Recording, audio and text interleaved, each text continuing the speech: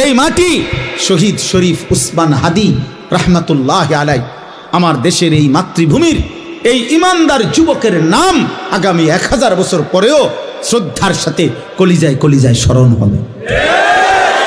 পৃথিবী তাকে মনে রাখবে। হ্যাঁ হ্যাঁ, মনে রাখো বাবা, এই যুবক ইমানদার ছিল। 33 বছর বয়সী এক যুবক, যে সুনির্দিষ্ট কোনো রাজনৈতিক দলের সদস্য ছিল না, যে একাই মেহনত করে গেছে আধিপত্যবাদের বিরুদ্ধে, আগ্রাসনের বিরুদ্ধে, মাতৃভূমির প্রতি ইঞ্চি জমিন হেফাজত করতে চেয়েছে।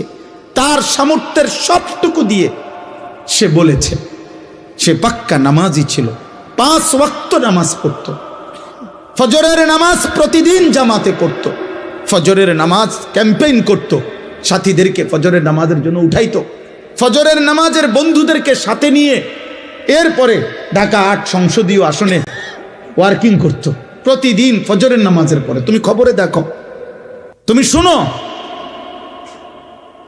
দেখো এক যুবক একই সাথে ঈমান এবং দেশপ্রেম দুইটাই তার মধ্যে সমান তালে ছিল। মাতৃভূমির প্রতিও প্রচন্ড টান ছিল, দেশের আজাদি স্বাধীনতা সার্বভৌমত্বের প্রতিও তার কলিজা ভরা মহব্বত ছিল, আল্লাহর প্রতিও তার মজবুত ঈমান ছিল। আল্লাহ বলে, যুবক তুমি চেয়েছো মাত্র, সে বলছে আমি যদি 500টা ভোট পাই, 5000 ভোটও পাই, তো আমি প্রথমবার দাঁড়াইছি, আমি সার্থক মনে করব। আসমানওয়ালা রব বলেন, আমি তোকে 18 কোটি মানুষের ভালোবাসা দিয়ে দিলাম, যা